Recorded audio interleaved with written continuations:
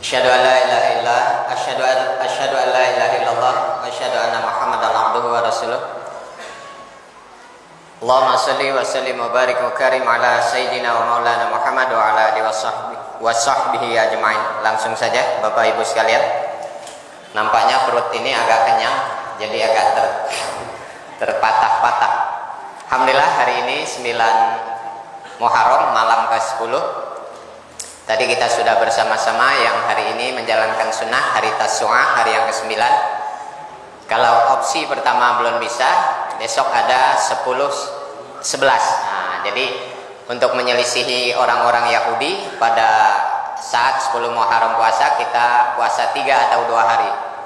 Makin banyak makin bagus Ustaz ya. Bapak Ibu sekalian, alhamdulillah kajian kita malam hari ini Ustaz Doni Sastrawan MPD sudah hadir di tengah kita.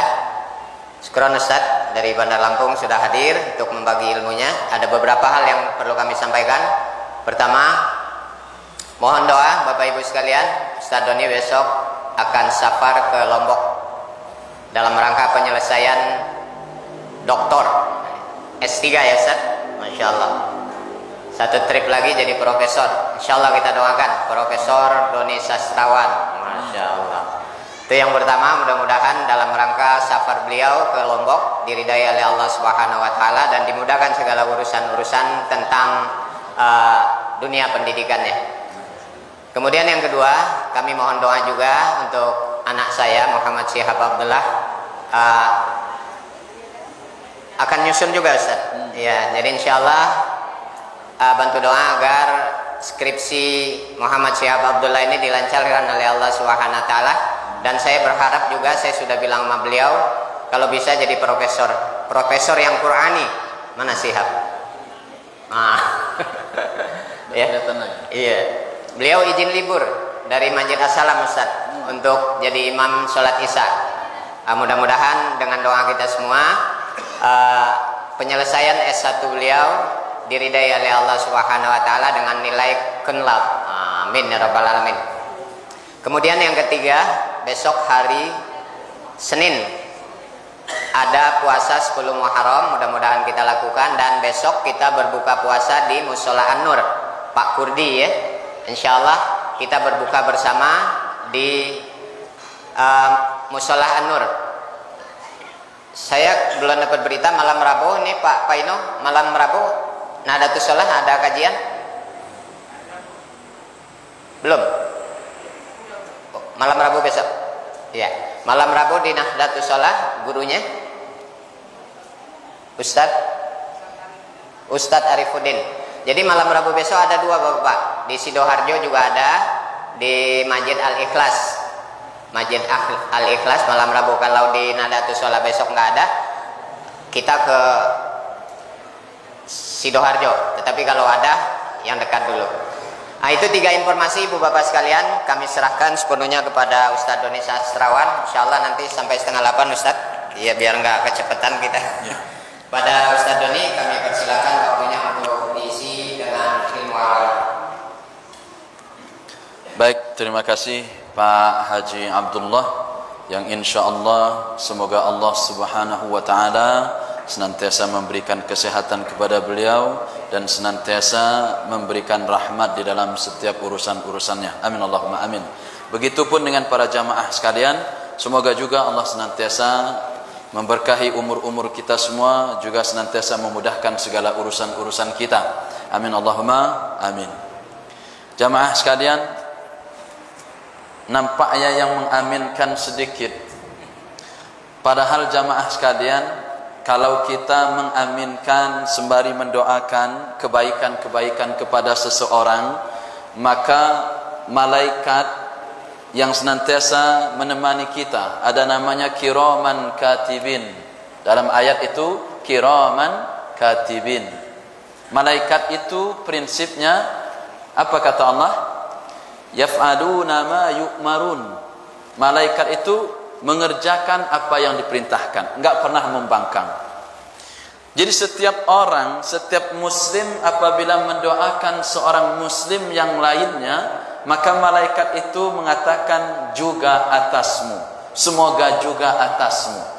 Maka hadirin sekalian, kalau misalnya ada ustadz, ada misalnya MC, semoga para jamaah sekalian senantiasa diberkahi, dirahmati, diberikan maghfirah oleh Allah Subhanahu wa taala, maka aminkan, dan malaikat pun mendoakan bagi orang yang mendoakannya tadi. Apa kata malaikat? Juga atasmu. Maka perbanyak mendoakan kebaikan untuk saudara-saudara kita. Begitupun kalau seandainya jamaah sekalian mendoakan keburukan untuk saudaranya, maka kata malaikat juga, misalnya moga-moga ban motornya kempes, kata malaikat moga-moga juga motormu. Maka jamaah sekalian, perbanyaklah berdoa kebaikan untuk saudara-saudara kita sesama orang-orang beriman. Uhayyikum bitahiyyatil Islam. Assalamualaikum warahmatullahi wabarakatuh. Alhamdulillah, assalatu wassalamu ala Rasulillah wa ala alihi wa man tabi'ahum bi ihsanin ila yaumil qiyamah. أمسينا وأمسى الملك لله والحمد لله لا شريك له لا إله إلا هو وإليه المصير. أمسينا على فطرة الإسلام وكلمة الإخلاص وعلى دين نبينا محمد صلى الله عليه وسلم وعلى ملة أبينا إبراهيم حنيفا وما كان من المشركين. Hadirin jamaah salat maghrib yang insyaallah nanti akan disambung dengan salat Isya, Masjid Nurul Islam, yang insyaallah antum semua, kita semua benar-benar menjadi salah satu orang-orang yang menghidupkan cahaya-cahaya Islam. Karena orang-orang kafir jamaah sekalian, sebagaimana di dalam surah As-Saff Allah mengatakan, orang-orang kafir itu yuriduna liyutfi'u nurallaha biafwahihim, kata Allah. Orang-orang kafir itu senantiasa ingin memadamkan cahaya-cahaya Allah dengan mulut-mulut mereka, biafwahihim. Nah, kita apalagi berada di nurul Islam, cahaya Islam, mesti harus terdepan di dalam menghidupkan cahaya Allah. Orang kafir ingin memadamkannya, kita terus menghidupkannya. Takbir, Allahu Akbar. Nah, jamaah dimuliakan oleh Allah Subhanahu wa taala, kita akan lanjutkan ke bab berikutnya, yaitu hal-hal yang boleh dilakukan oleh orang-orang yang dalam keadaan salat.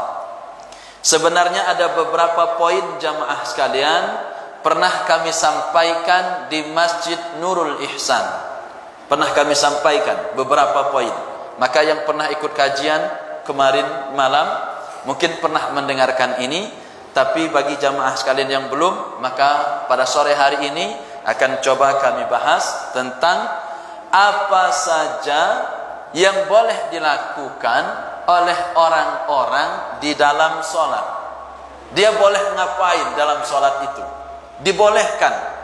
Perkara-perkara ini hadirin sekalian dibolehkan bagi seseorang yang sedang melakukan sholat, baik dia dalam keadaan sholat wajib ataupun dalam keadaan sholat sunnah, baik sholat sunnahnya di siang hari maupun sholatnya di malam hari. Jadi hal-hal seperti ini hadirin sekalian dibolehkan. Apa yang pertama? Hal yang pertama, bagi seorang yang sholat itu hadirin sekalian, dia boleh menangis, boleh mengeluh, boleh merintih. Maka jamaah sekalian, menangis di dalam sholat, mengalir air mata begitu banyaknya, tidak masalah. Dan itu dibolehkan. Bahkan menangisnya terseduh-seduh, boleh. Tidak membatalkan sholat. Bahkan ada imam yang sampai terputus-putus bacaan sholatnya, gara-gara mungkin dia menangis. Karena menangis, mungkin karena bacaan yang menyeramkan, yang mungkin merasa dirinya bahwa ini tentang neraka, berbicara tentang neraka. Dia merasa ngeri karena faham tentang ayat-ayat tersebut, sehingga dia merasa takut, kemudian menetes air matanya. Maka ada dua tetesan hadirin sekalian. yang mampu memadamkan api neraka. Tetesan air mata bagi orang-orang yang menangis karena Allah, dan tetesan darahnya para syuhada. Tetesan darah mereka itu mampu memadamkan api cahaya neraka, api neraka yang akan menyentuh mereka. Begitupun air mata bagi orang-orang yang takut kepada Allah Subhanahu wa ta'ala. Nah, orang-orang seperti ini hadirin sekalian, boleh mereka menangis, dan Rasulullah sallallahu alaihi wasallam itu sering menangis di dalam salat. Bahkan para sahabat terkadang mendengar begitu terseduh-seduhnya beliau di dalam salat, terutama dalam salat-salat sunnah. Rasulullah sallallahu alaihi wasallam menangis terseduh-seduh saking merasa takutnya kepada Allah Subhanahu wa taala. Maka jamaah dimuliakan oleh Allah Subhanahu wa taala, ini poin yang pertama yang perlu kita fahami. Orang-orang yang salat dia boleh menangis, boleh merintih, boleh mengeluh, sehingga jamaah sekalian di sana menetes air matanya. Kemudian yang kedua, orang-orang yang salat itu boleh, ini boleh jamaah sekalian, boleh menoleh jika ada keperluan mendesak. Menoleh lagi salat, dia melihat begitu tanpa sampai memalingkan lehernya sampai ke belakang. Misalnya kalau seandainya jamaah dimuliakan oleh Allah Subhanahu wa taala, misalnya kita melihat ternyata ada musuh, khawatir kita musuh menyerang, maka kita menoleh begitu, maka itu hal yang dibolehkan. Apakah pernah Rasulullah sallallahu alaihi wasallam melakukan ini? Pernah. Bahkan para sahabat pun pernah, dengan syarat bahwa menolehnya jika ada keperluan yang mendesak atau jika melihat ada bahaya yang akan menyerang dirinya, maka dibolehkan. Tapi kalau tidak ada, hanya cuman pingin nengok-nengok saja orang lewat sambil menoleh-menoleh begitu, maka itu dimakruhkan. Bahkan sebagian ulama mengharamkan. Mana dalilnya jamaah sekalian? Dalil yang pertama, Ibnu Abbas radhiyallahu anhu menceritakan bahwa Nabi Muhammad sallallahu alaihi wasallam pernah salat dan beliau menoleh ke kanan dan ke kiri, tetapi tidak sampai memutar lehernya ke arah belakang. Hadis riwayat Imam Ahmad. Berikutnya Abu Daud juga meriwayatkan dari Nabi Muhammad SAW. Beliau mengatakan bahwa Nabi Muhammad SAW pernah salat dan beliau menoleh ke arah jalan di kaki bukit. Kemudian Abu Daud mengatakan beliau mengirim seorang tentara berkuda ke arah bukit pada waktu malam untuk melakukan penjagaan. Beliau menoleh ke arah bukit itu untuk memastikan apakah tentara yang berjaga sudah berada di tempatnya atau belum. Karena ada keperluan ini penting, karena beliau ingin melakukan salat. Jangan-jangan karena belum ada tentara yang berjaga, khawatir nanti ada musuh yang menyerang beliau. Maka beliau menoleh, dan ini adalah keperluan mendesak. Maka boleh jamaah sekalian jika ada keperluan-keperluan yang mendesak. Nah, maka jamaah dimuliakan oleh Allah Subhanahu wa taala, jika tidak ada keperluan atau keperluan yang mendesak, maka hal tersebut dimakruhkan. Sebagaimana Rasulullah sallallahu alaihi wasallam pernah ditanya oleh Aisyah radhiyallahu anha. Aisyah menceritakan, aku bertanya kepada Rasulullah sallallahu alaihi wasallam mengenai hukum menoleh ketika sedang salat. Maka Rasulullah sallallahu alaihi wasallam menjawab, ikhtilasun yakhtalisuhu syaitanu min salatil abdi. Apa kata Nabi? Sebenarnya itu merupakan pencurian yang dilakukan syaitan terhadap salat seorang hamba. Artinya apa jamaah sekalian? Kalau bisa jangan sampai kita lakukan menoleh tersebut, kecuali jika benar-benar ada keperluan mendesak. Dan itu tidak sampai membatalkan solat seseorang. Makanya waktu di Nurul Ihsan saya pernah katakan, ada seorang syekh hafiz Quran, beliau bernama Syekh Huzaifi, karena kami punya videonya. Beliau karena menghormati seorang korektor bacaan seorang imam, karena seorang korektor ini tidak membenarkan imam tersebut, maka beliau menolehnya, ingin memastikan apakah sang korektor itu berada di sop-sop itu atau tidak. Beliau menolehnya, begitu melihat. Setelah itu beliau kemudian berfokus terhadap salat beliau. Dan hal ini boleh dibolehkan. Apa dalil yang kedua yang mengatakan sebenarnya bisa makruh bagi orang-orang yang tidak punya keperluan tetapi dia menoleh dalam solatnya, seperti hanya nengok-nengok melihat begitu, maka ini dimakruhkan. Sebagaimana kata Nabi dari Abu Darda radhiyallahu anhu meriwayatkan secara marfu', ya ayuhan nas iyyakum wal iltifat fa innahu la salata lil multafit fa in ghulibtum fit tatawwu' fala tughlabunna fil fariidah.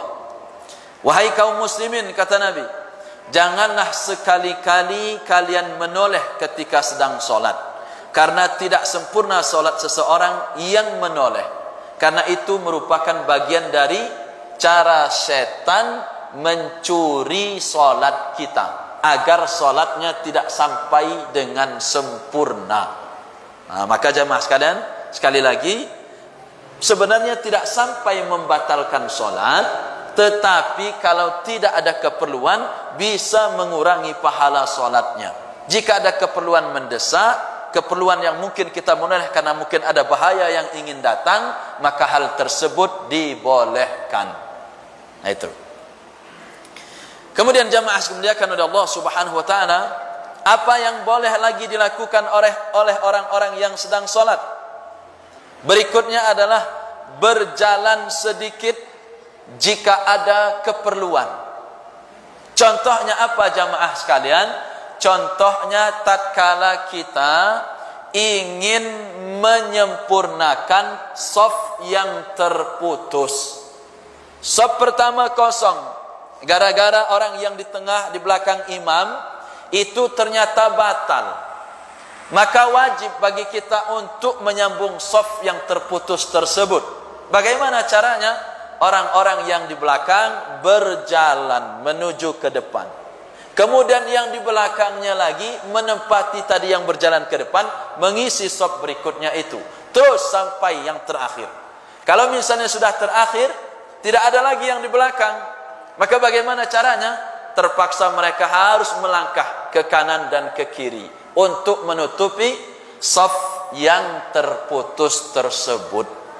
Sama misalnya jamaah sekalian, kalau kasus misalnya ibu-ibu bawa anaknya yang tadi di sampingnya ternyata lari ke sana kemari, tidak balik lagi ke tempat, maka jamaah sekalian, agar shafnya tidak terputus, geser saja ke sini, geser semua untuk memenuhi shaf tersebut. Dan itu tidak membatalkan solat, boleh dilakukan oleh orang yang sedang solat. Jadi jamaah sekalian jangan ragu, takut khawatir batal nih, padahal shaf di depan kosong, atau shaf di sampingnya pingin bergerak ke samping kiri tapi khawatir dia batal. Enggak, bergeser saja, bergeser, melangkah sampai 3 langkah atau 4 langkah boleh, dan itu tidak membatalkan solat. Yang kedua jamaah sekalian dimuliakan oleh Allah Subhanahu wa taala, bahkan dalam suatu hadis, nanti di buku ini jamaah sekalian dalam fikih sunnah kita pun dijelaskan, kalau seandainya kita jamaah sekalian sedang sholat, maka di dalam riwayat ini apa kata Aisyah? Aisyah menceritakan bahwa Rasulullah SAW sedang sholat di rumah. Biasanya kalau Nabi sholat di rumah jamaah sekalian, itu bisa dipastikan sholatnya sholat sunnah. Nabi nggak pernah sholat wajib di rumah, sholat sunnah. Nabi sholat sunnah di rumah beliau. Kemudian Aisyah menceritakan sedang sholat sunnah beliau, kemudian pintu dalam keadaan terkunci, pintunya terkunci. Rupanya Rasulullah SAW mengunci pintu. Tetapi jamaah sekalian, posisi pintu itu berarahan dengan kiblat. Artinya pintu di depan. Rasulullah sholat di sini, pintunya di arah depan. Atau di arah depan sebelah kiri atau sebelah kanan. Bukan di belakang. Bukan di belakang atau di belakang kiblat.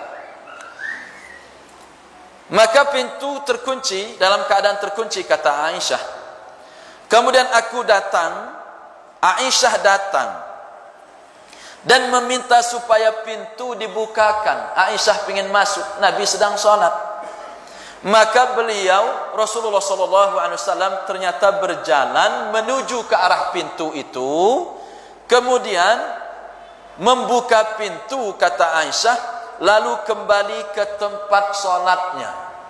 Lagi sholat begini, pintu di depan sana, dikunci sama Nabi. Kemudian Aisyah menggedor-gedor, kemudian Rasulullah SAW maju, kemudian membukakan pintunya, kemudian setelah itu beliau balik ke tempat sholatnya. Hal seperti ini boleh. Jadi dengan syarat arah pintu itu berarahan dengan arah kiblat, bukan di belakang. Itu ya. Sehingga Rasulullah tidak berpaling. Jangan sampai jamaah sekalian karena di belakang berpaling balik, akhirnya pergi dulu, habis itu balik lagi. Enggak. Itu ya. Walaupun nanti ada sebagian ulama mengatakan boleh dia mundur, membuka kemudian maju lagi. Tapi dalam hadis ini diceritakan kebetulan pintunya itu berarahan dengan arah kiblat, sehingga beliau maju kemudian membuka, setelah itu beliau mundur ke tempat sholatnya. Jadi jamaah sekalian, kalau nanti sholat duha di rumah, kunci biar anak-anak enggak masuk. Ternyata ada ibunya pengen ngambil jilbab, mau kerja, jilbabku di dalam, lagi sholat sunnah. Maka sunnah bukakan, maka biarkan dia masuk. Kasih sutrah, jangan lupa jamaah sekalian. Kalau seandainya di dalam rumah kita itu misalnya lapang, kasih sutrah, biar nanti kalau ada orang warawiri di depan kita, itu mereka bisa dengan leluasa untuk lewat di depan kita. Kasih sutrah. Ada hadis yang mengatakan dalam sifat salat Nabi, la salata illa ila sutrah, kata Nabi. Jangan salat kecuali menghadap ke sutrah. Apa sutrah itu jamaah sekalian? Sutrah itu sebenarnya penghalang di depan kita agar orang bisa warawiri di depan kita. Kalau enggak ada seperti ini, mereka warawiri di depan kita, maka itu tidak dibolehkan. Mesti harus kita cegah. Kalau sampai 3 kali dia masih ngotot lewat di depan kita, maka boleh gitu orang tersebut untuk dipukul. Bahkan kalau ekstrimnya boleh dibunuh. Nauzubillah. Ya, sakingnya. Artinya kalau dia tidak mengerti juga sudah dihalangi, itu setan berarti orang tersebut. Enggak faham sampai 3 kali masih mau lewat juga, itu berhak untuk dipukul. Berhak untuk digebuk. Nah, maka jamaah sekalian, agar orang itu bisa warawiri di depan kita, jamaah sholat misalnya di belakang sana, boleh sutrahnya orang duduk, boleh buku diberdirikan, boleh tas juga taruh, boleh hal seperti ini juga boleh. Tapi minimal, sebagian ulama mengatakan sutrah itu minimal tingginya 1 hasta. Walaupun sebagian lain enggak harus 1 hasta, tapi sebagian mengatakan 1 hasta. Berarti tas ransel itu taruh depan, sholatlah di tengah lapangan, taruh aja tas itu depan itu, orang warawiri depan kita enggak jadi masalah. Boleh. Tapi kalau sutrah, orang lewat di dalamnya, dalam sini enggak boleh, mesti harus kita cegah. Itu haram dia untuk melewati. Tapi kalau sudah ada sutrah di depan sini, maka dia boleh untuk melewati di depan kita. Maka jemaah sekalian, ini mesti harus dipahami juga. Yang kedua, poinnya yang kedua, berjalan sedikit jika ada keperluan, seperti memenuhi shaf yang kosong atau membukakan pintu di dalam rumah tatkala kita sedang sholat. Apalagi orang yang sholat itu boleh enggak? Boleh ngapain lagi? Boleh menggendong bayi. Nah, ini jamaah sekalian. Walaupun mungkin di antara para santri yang mungkin dulu pernah belajar mengatakan memang kalau bisa agar menjaga kekhusyuan kita dilepas. Tapi kalau seandainya tidak bisa, dia dilepas, mesti digendong. Kalau dia dilepas mungkin kemana-mana dia akan digendong. Nabi pernah menggendong bayi. Maka jamaah sekalian, kalau pernah melihat ada orang menggendong bayi sambil sholat, kemudian diletakkannya, kemudian nanti digendongnya lagi di pangku sini. Nah, hal seperti itu ada yang melandasinya, ada. Makanya jamaah sekalian jangan bilang, oh itu orang kok sholat sambil gendong bayi, gimana ceritanya, enggak sah sholatnya itu aliran sesat itu. Mudah dia begitu. Pas belajar fikih, loh ada rupanya dalilnya, kan malu nanti. Itu ya. Maka jamaah sekalian kalau yang aneh-aneh jangan dulu langsung reaktif, pelajari dulu. Khawatir kita yang belum nyampe ilmunya. Khawatir ya. Udah cap-cup gini begini begitu, oh ternyata rupanya ada. Maka jamaah sekalian kan udah Allah Subhanahu wa taala, Nabi Muhammad sallallahu alaihi wasallam pernah mengerjakan salat, dan Umamah putri Zainab, yakni putrinya Nabi Muhammad sallallahu alaihi wasallam, ada di pundak beliau. Nabi sedang salat, putri Zainab, anaknya Zainab itu ada di pundak beliau. Beliau pegang. Jika Nabi sallallahu alaihi wasallam meruku', beliau meletakkan anak itu. Waktu beliau meruku', khawatir nanti terpelanting kalau enggak ada ini, beliau meletakkannya dulu dan beliau ruku'. Dan jika beliau berdiri, habis beliau ruku', kemudian nanti kan sujud, kemudian nanti waktu berdiri lagi mau baca Fatihah dan surat-surat pendek berikutnya atau surah-surah yang lain, beliau mengangkatnya kembali dan meletakkannya kembali di atas pundaknya. Diambilnya lagi, kemudian digendongnya lagi sambil baca. Sebelah kiri atau sebelah kanan, terserah. Beliau baca. Itu. Dan itu ada dalil yang melandasinya. Maka Amir radhiyallahu anhu mengatakan, aku tidak tahu dan aku tidak menanyakan tentang salat apa yang Rasulullah SAW lakukan di waktu beliau menggendong itu. Amir ini, seorang sahabat ini lupa salat apa waktu Rasulullah itu menggendong bayi itu. Nah, maka Ibnu Jurayj berkata bahwa aku diberitahu oleh Zaid bin Abu Itab dari Amr bin Sulaim bahwa salat itu adalah salat subuh. Ternyata waktu salat subuh Nabi menggendong. Salat wajib itu Nabi menggendong putrinya Zainab bernama Umamah, gendong sama beliau. Waktu ruku diletakkannya, kemudian sujud beliau, pas naik beliau digendongnya lagi. Nah, maka jamaah sekalian dimuliakan oleh Allah Subhanahu wa taala, kalau jamaah sekalian ragu, kayaknya kurang yakin saya sama yang dijelaskan Ustaz Doni, enggak apa-apa. Maka jamaah sekalian nanti bayinya taruh aja. Nanti kalau dia kelayar keluyur kemana-mana, hati-hati. Khawatir juga bapak jamaah sekalian, khawatir juga anaknya ternyata keluar masuk comberan, nanti kan khawatir kita. Maka dijaga. Nah, maka jamaah semuliakan oleh Allah Subhanahu wa taala, hal tersebut artinya kalau terpaksa kita lakukan itu boleh dan tidak membatalkan sholat kita. Nah, itu Pak, poinnya begitu. Tapi kalau jamaah sekalian ragu, mau sambil gendong bayi, kayaknya saya enggak khusyuk Ustaz. Ya silakan, kasih ke ibunya gantian sholatnya misalnya, enggak apa-apa. Tapi kalau misalnya sekalian mau gendong, biar ibunya juga ikut berjamaah, kemudian abinya ikut berjamaah, kebetulan anaknya baru berumur misalnya 1 tahun, belum bisa berjalan, gendong aja sambil sholat, dengerin imam. Ya itu boleh, boleh. Maka jamaah sekalian oleh Allah Subhanahu wa taala, ini hal yang ketiga. Yang pertama boleh menangis, merintih, mengeluh. Yang kedua boleh berjalan jika ada keperluan. Yang ketiga boleh menggendong bayi. Yang keempat, apa jamaah sekalian oleh Allah Subhanahu wa taala? Mengucapkan salam atau mengajak bicara orang yang sedang sholat, dan orang yang sedang sholat tersebut boleh menjawab salam dengan isyarat. Nah itu, Pak Haji Abdullah sedang sholat duha, orang nggak tahu kalau sedang sholat. Assalamualaikum Pak Haji Abdullah, kata kawan satu. Maka nanti ada syaratnya, ada isyaratnya. Pak Haji cara ngejawab salam dalam solat seperti apa? Maka kita coba cek dalilnya. Jabir bin Abdullah menceritakan bahwa Rasulullah SAW pernah mengutusku untuk suatu tugas, kata Jabir bin Abdullah. Saat itu beliau dalam perjalanan ke Bani Mustaliq. Saat aku menghadapnya, beliau ini menghadap Rasul, beliau sedang solat di atas unta tunggangannya. Kemudian aku berbicara kepadanya dan beliau memberikan isyarat dengan tangannya. Aku berbicara lagi dan beliau memberikan isyarat pula dengan tangannya. Aku mendengar bacaannya dan melihatnya menganggukkan kepala. Setelah selesai, beliau bersabda, bagaimanakah tugas yang telah aku berikan kepadamu, wahai Jabir bin Abdullah?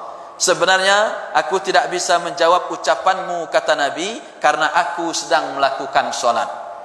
Nah, maka jamaah sekalian, di hadis ini Nabi menjawab salam dengan apa? Menganggukkan kepala.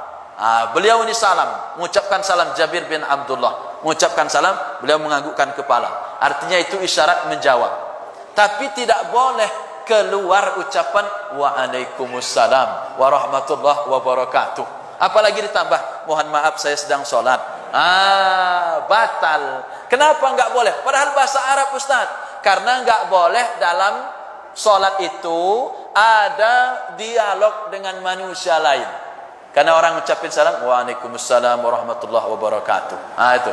Tapi cara yang kedua gimana? Selain beliau menganggukkan kepala, maka Abdullah bin Umar meriwayatkan dari Suhaib, aku berjalan melewati Rasulullah SAW yang sedang sholat. Kemudian aku memberi salam kepada beliau, kata Abdullah bin Umar, atau sering disebut Ibnu Umar. Nama aslinya adalah Abdullah bin Umar, atau disebut Ibnu Umar. Aku memberi salam kepada beliau, lalu beliau menjawab dengan isyarat. Katanya ia tidak mengerti selain isyarat beliau dengan jarinya. Maka jamaah sekalian, para ulama ikhtilaf di sini. Ada yang mengatakan bahwa dengan jari, entah jarinya telunjukkan begini atau jarinya dibeginikan, wallahu a'lam bishawab. Tapi sebagian ada yang mengatakan dengan telunjuk. Assalamualaikum, saya sedang sholat. Assalamualaikum, Ustaz Doni. Enggak tahu kalau dari luar itu kita lagi sholat. Mungkin kita lagi i'tidal, misalnya ada orang ucapin salam, padahal kita lagi berdiri membaca Rabbana walakal hamd, gitu ya. Ada orang salam, kiranya kita lagi berdiri ngeliatin jam misalnya, maka kita tunjukkan jari. Itu menjawab salam dengan isyarat di dalam sholat. Hadis ini sahih, Imam Ahmad dan Tirmizi mengatakan itu. Kemudian Ibnu Umar pun meriwayatkan bahwa aku bertanya kepada Bilal. Beliau bertanya kepada Bilal. Siapa Bilal? Muadzin di zaman Rasulullah SAW. Bagaimana, kata Ibnu Umar, Abdullah bin Umar tadi nanya beliau, waktu di kesempatan lain beliau mengucapkan salam, Nabi menjawab dengan isyarat, dengan menggunakan jari. Menjawab salam waktu sholat itu isyaratnya dengan menggunakan jari. Tidak boleh waalaikumsalam begitu. Tapi di kesempatan lain Ibnu Umar itu bertanya beliau kepada Bilal. Aku bertanya kepada Bilal, bagaimanakah cara Nabi menjawab salam kepada orang-orang yang memberinya salam pada saat beliau sedang sholat? Maka Bilal menjawab, caranya, kata Bilal, adalah dengan memberi isyarat dengan tangannya. Nah, maka ikhtilaf sini, tangan itu apa begini, apa begini, itu ikhtilaf. Yang jelas ada kode. Nah, maka sebagian ulama ada yang mengatakan dengan begini, ada yang mengatakan dengan begini. Itu cara menjawab salam. Assalamualaikum. Begitu. Jangan disawab waalaikumsalam, enggak usah. Tapi ada orang mengucapkan salam kepada kita sedang sholat, maka kita jawab. Itu. Lanjutkan sholat setelah itu. Boleh melakukan hal seperti itu? Boleh. Ada orang mengucapkan salam dengan kita, karena sebagian ulama mengatakan menjawab salam itu fardu kifayah. menurut sebagian. Kenapa? Kalau yang namanya fardu, kalau kita sendiri, berarti kita mesti menjawab itu. Maka jamaah sekalian dimuliakan oleh Allah Subhanahu wa taala, orang yang memberikan salam kepada kita mesti harus kita balas salam tersebut. Kenapa? Karena beliau sudah mendoakan kepada kita. Maka jamaah sekalian, tebarkan salam di antara kita. Dan ini pernah saya berikan dan jelaskan kepada beberapa jamaah agar senantiasa mengucapkan salam tatkala kita berjumpa dengan saudara-saudara kita. Karena di dalam salam itu jamaah sekalian, itu mengandung setidaknya ada 3 doa. Assalamualaikum, keselamatan atasmu wahai saudaraku. Selamat di mana? Selamat duniamu, selamat juga akhiratmu. Apa enggak bangga kita didoakan orang? Senang rasanya. Maka dijawab salam tersebut.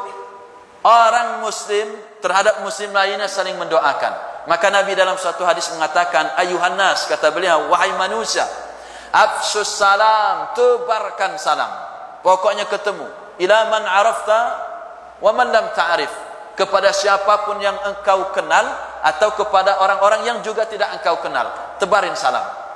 Karena orang yang rajin mengucapkan salam, afsus salam, kata Nabi, tebarkan salam, wa atimut ta'am, beri makan, wasilul arham, sambung silaturahim, wasallu bil laili wa nasuniyam, dan solatlah di waktu malam. Tatkala manusia banyak yang sedang tertidur, maka Nabi mengatakan, tadkhulunal jannata bisalam, kata Nabi, niscaya kalian akan masuk ke dalam surga penuh dengan keselamatan. Tebarkan salam jamaah sekalian dan jawab salamnya. Karena di dalam salam satu mengandung doa keselamatan, assalamualaikum, keselamatan atasmu wahai saudaraku, selamat duniamu dan juga selamat akhiratmu. Yang kedua, warahmatullah, dan juga rahmat Allah atasmu wahai saudaraku, kasih sayang Allah. Semoga kasih sayang Allah ada di dalam dirimu. Kalau Allah sudah rahmati dia, sudah rahmati kita, maka bisa dan pasti dia akan masuk ke dalam surganya Allah Subhanahu wa ta'ala. Wa barakatuh, dan semoga juga keberkahan atasmu, berkah duniamu, berkah akhiratmu. Yang namanya berkah itu hadirin sekalian, ziyadatul khair, bertambah kebaikan di dalam hidupnya. Gara-gara banyak orang ucapin salam, ucapin salam, ucapin salam. Yang tadinya dia malas solat berjamaah ke masjid, besok sudah tidak pernah tinggal lagi solat berjamaah 5 waktunya. Gara-gara ucapan salam, yang tadinya tidak pernah membuka Al-Quran, sekarang perlahan-lahan khatam 1 bulan 30 juz. Berarti ziyadatul khair, bertambah kebaikannya. Gara-gara apa? Doa orang yang datang, assalamualaikum warahmatullahi wabarakatuh. Datang satu lagi, assalamualaikum warahmatullahi, datang satu lagi. Maka Nabi mengatakan, ini ternyata merupakan kunci-kunci masuk ke dalam surga. Maka sakingnya jamaah sekalian, orang yang sholat pun boleh menjawab salam dengan cara isyarat. Apakah isyaratnya dengan jari telunjuk atau begini? Yang jelas dengan tangan jamaah sekalian. Assalamualaikum warahmatullahi wabarakatuh. Saudara ni enggak tahu dia kalau kita sedang salat. Maka dengan ini itu merupakan jawaban dari doa yang dia panjatkan kepada kita.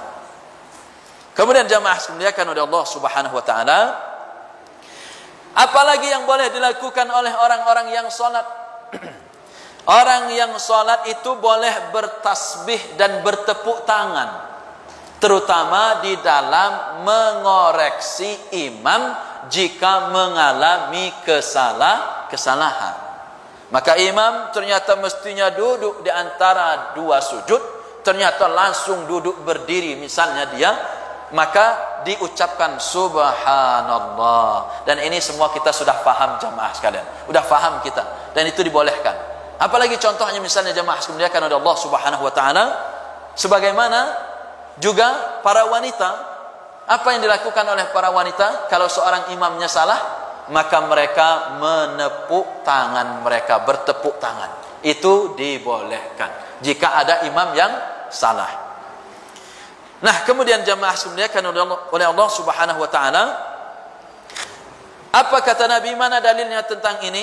Sahal bin Sa'ad As-Sa'idi meriwayatkan bahawa Nabi Muhammad SAW bersabda, "Man nabahu syai'un fi salatihi falyaqul subhanallah, innamat tasfihu lin-nisa wat tasbihu lirrijal." Kata beliau, barang siapa yang terganggu oleh sesuatu dalam solatnya, hendaklah ia mengucapkan subhanallah.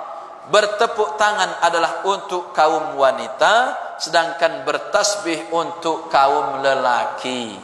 Itu caranya jamaah sekalian, jika mengingatkan imam salah atau lain sebagainya. Apalagi yang boleh dilakukan oleh orang-orang yang solat, terutama makmum. Seorang makmum, orang-orang yang solat, mendengar bacaan imam misalnya salah, maka dia boleh mengingatkan bacaan imam. Enggak boleh ragu, enggak usah ragu. Ada imam salah, kalau hafal, cuman tadi surah Qaf, saya belum hafal. Nah, maka jamaah sekalian, imam kita lupa surah Qaf lanjutannya. Akhirnya beliau banting ke surah Az-Zariyat, juz 27. Surah Qaf masih juz 26. Nah, itu jamaah sekalian. Kalau ada yang hafal, mesti mengkoreksi. Kalau imam tadi lupa atau salah, dia boleh membenarkannya. Dan itu tidak membatalkan solat di dalam membenarkan bacaan imam yang salah. Mana dalilnya? Apabila imam lupa suatu ayat yang dibacanya, hendaklah makmum mengingatkannya. Sebagaimana Ibnu Umar meriwayatkan bahawa Nabi Muhammad SAW mengerjakan solat. Ketika membaca suatu ayat, tiba-tiba beliau lupa bacaannya itu. Setelah selesai mengerjakan solat, beliau bertanya kepada ayahku, "Apakah kamu ikut solat bersama kami?" Kata Nabi. Umar menjawab, "Ya." Beliau bersabda, "Mengapa kamu tidak mengingatkan aku?" Nabi pernah lupa? Pernah. Karena beliau adalah seorang manusia, bisa lupa. Beliau makan, beliau tidur, beliau juga bisa lupa. Artinya apa jamaah sekalian? Beliau bukan seorang Tuhan seperti orang-orang Kristen menuhankan Nabi Isa alaihi salam. Nah, maka jamaah sekalian oleh Allah Subhanahu wa taala, ini menunjukkan bahawa Nabi adalah seorang manusia, tapi bukan manusia biasa, manusia pilihan. Pilihan Allah Subhanahu wa taala menjadi nabi dan rasul, dan beliau maksum. Maka Nabi mengatakan, waktu beliau lupa kok diam semua, maka ditegur sama beliau. Beliau bertanya sama Umar, "Apa kata Rasulullah SAW?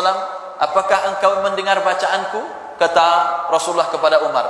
Umar menjawab, "Ya Rasulullah. Kenapa engkau tidak mengingatkan apa yang aku lupa?" Kata Nabi Muhammad SAW. Dan sanad hadis ini jamaah sekalian adalah sanad yang hasan menurut orang-orang yang meriwayatkannya. Satu lagi jamaah sekalian, orang yang sholat, jika dia bersin, maka boleh dia mengucapkan alhamdulillah. Lagi sholat, asyim, alhamdulillah. Boleh, boleh.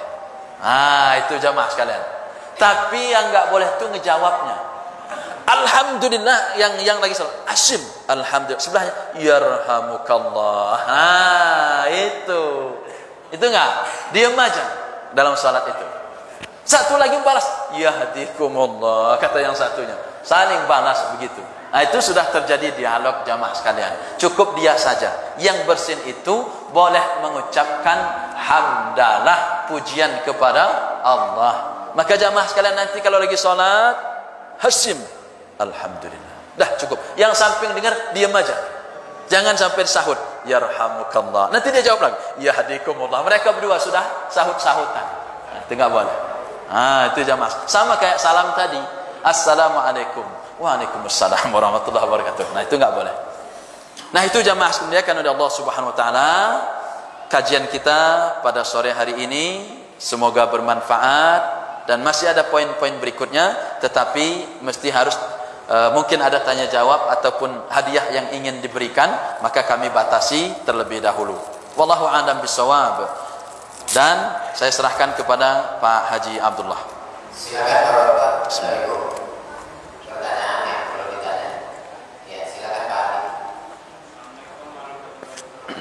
Waalaikumsalam warahmatullahi wabarakatuh. Oh ya.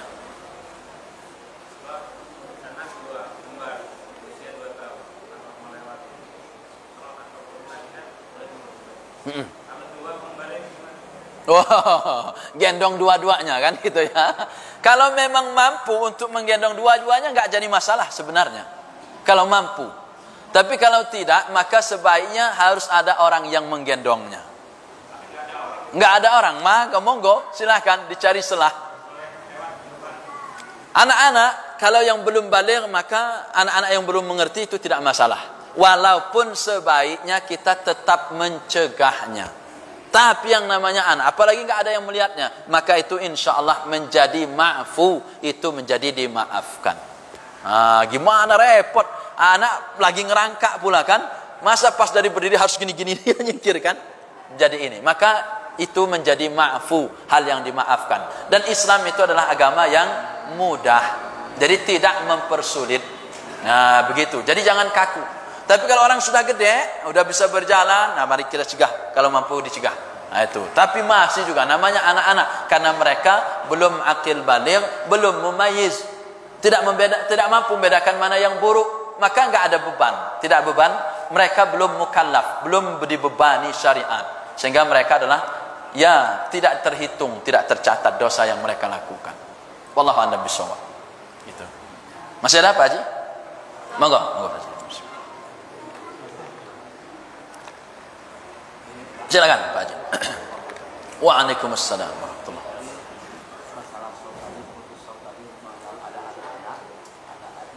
Ya.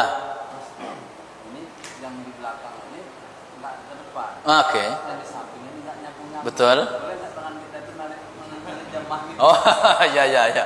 Memberikan kode ya. Iya, ini bagus, pertanyaan yang bagus ya. Jamaah sekalian, ada orang sop ini putus anaknya pergi, nggak balik-balik lagi. Yang samping kanan, yang di belakang tidak maju, nggak paham rupanya. Kalau yang paham maju mestinya. Kemudian yang di samping, entah dia samping kiri atau samping kanan ini tidak pula merapatkannya. Ternyata Pak Haji karena khawatir, gelisah, putus sop. Akhirnya beliau berisyarat dengan tangan, menarik. Boleh enggak? Boleh. Sama kayak Nabi. Ada orang, Nabi lagi sholat. Mestinya kalau jamaah cuman satu, kan samping sebelah kanan sini. Orang ini malah sebelah kiri, digeser sama Nabi, pindahin ke sebelah kanan. Nah itulah kiasnya boleh narik tuh, Pak. Begitu. Jadi boleh tarik. Tapi kalau jaraknya agak jauh, Pak, mesti Bapak jalan-jalan doang, nggak usah, biarkan dia. Nah termasuk kemarin di mana? Nurul Ihsan ya. Ada pertanyaan. Gimana kalau ada orang nyusun sop dimulai dari kanan, Pak? Dia pertama datang dari kanan sana, udah sop kedua ketiga. Sebenarnya Pak, jamaah sekalian, nyusun sop itu sebaiknya disusun mulai dari tengah. Agak ke arah kanan bagus, bukan sebelah kanan di sana. Repot yang nyusun berikutnya. Akhirnya apa jamaah sekalian? Susah kalau cuma dua, di sana saja yang mengisi cuma dua orang. Tengah ini mestinya. Jadi orang yang datang itu mesti menyusun sop itu dimulai dari tengah, bukan dari kanan atau bukan pula dari kiri. Nah, maka jamaah sekalian, kawan-kawan yang sudah ngaji, faham itu. Jangan mentang-mentang karena tempat sajadah hanya sebelah sana, nggak mau geser lagi sajadahnya. Hati-hati, ada di bab sini, nanti kita pelajari. Ternyata salah satu yang dilarang itu adalah mengkapling tempat di masjid. Ada kan orang mesti, oh sana tempat Pak Haji, yang lain nggak boleh. Akhirnya mau ke sana. Saya pernah diusir Pak, gara-gara diusir. Mohon maaf Mas katanya, ini tempat Pak Haji. Wah, akhirnya saya harus diusir jauh. Ya Allah, saya bilang ini ngapling tempat rupanya. Dan masih ada di antara kita orang-orang seperti itu Pak. Nggak boleh. Karena diumpamakan bagaikan onta yang memilih tempat biasanya berteduh atau duduk atau beristirahat. Sama kayak kucing. Kucing itu kalau sudah nyaman satu tempat, nanti besok dibalik sana-sana terus. Tempat dia ngersihin badan segala macam. Coba perhatikan. Nah orang-orang begitu nggak boleh. Termasuk ngapling tempat sholat di masjid. Maka jamaah sekalian, yang suka mesti harus di sini. Kalau yang lain nempatin dia tersinggung, tuh belajar lagi. Jangan, biarkan masjid ini bebas, milik kita semua. Bayangkan kalau di Masjidil Haram ada orang ngapling tempat begitu, Pak. Segitu banyak manusia, tidak bisa. Nah, termasuk kita jamaah sekalian, di masjid-masjid kita tidak boleh ngapling tempat. Jangan. Kecuali memang kalau dia nggak bisa berdiri, misalnya badannya miring ke kiri, mesti harus tepat kiri, itu darurat namanya. Mesti dia harus nyender. Maka kasih tempat sana. Jangan ditaruh di sana, nyender kita semua nanti. Ya kan? Nah, itu cerdas juga kitanya. Begitu, Pak. Kecuali orang-orang seperti itu masuknya darurat. Boleh, karena memang badannya miring dan harus sender kalau di ini. Beliau saking semangatnya sholat berjamaah, berikan tempat orang seperti itu dimaklumi. Jangan pula laju, nggak boleh ngapling, kamu ini di kiri terus, coba sekali-sekali di kanan. Akhirnya nyenderin kita semua. Kan memberatkan. Dan itu tidak bagus. Wallahu a'lam bissawab. Silakan Mas Robi. Waalaikumsalam warahmatullahi wabarakatuh.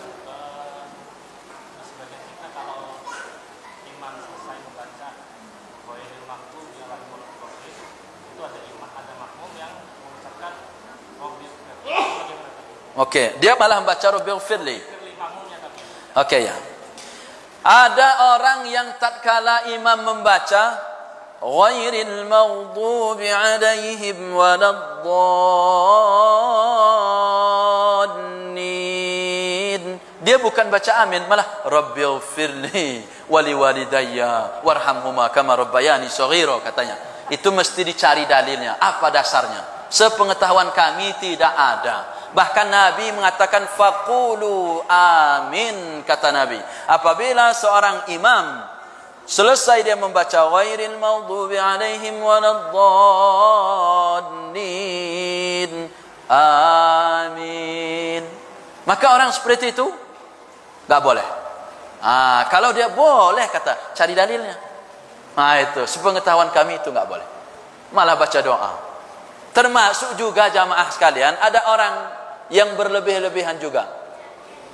Suhufi Ibrahim wa Musa alaihimassalam, katanya dari belakang itu.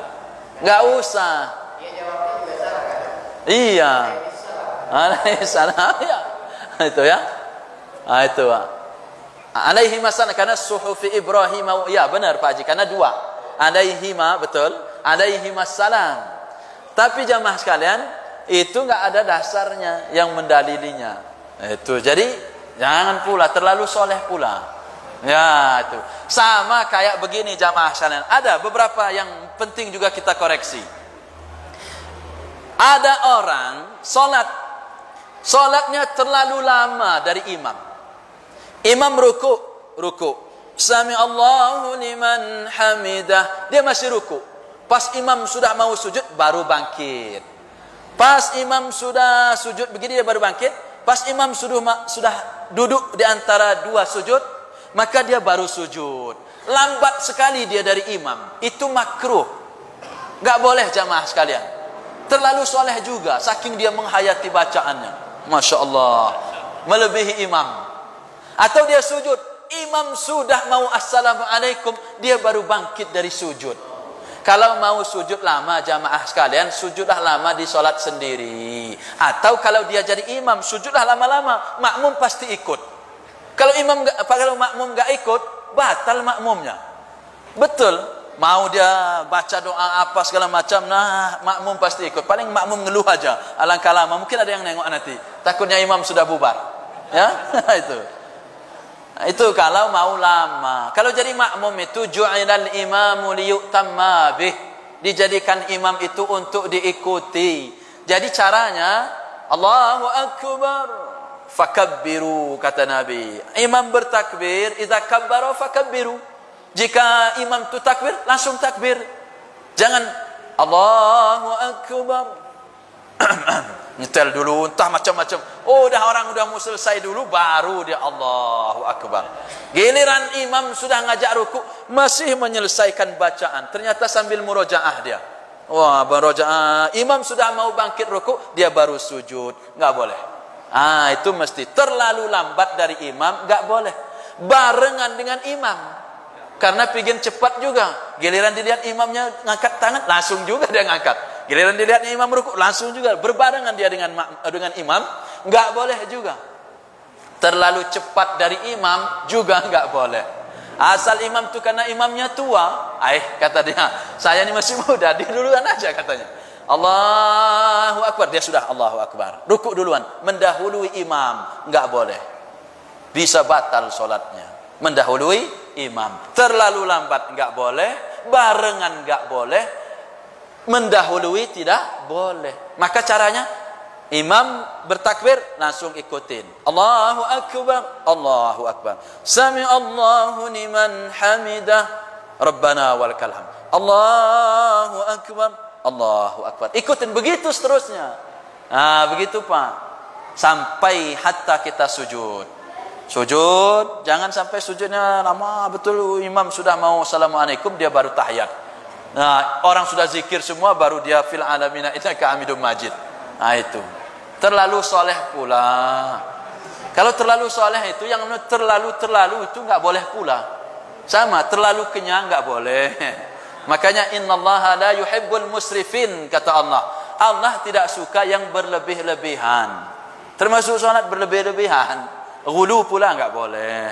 Harus ada dalil-dalil yang melandasinya. Wallahu a'lam bishawab, jamaah sekalian.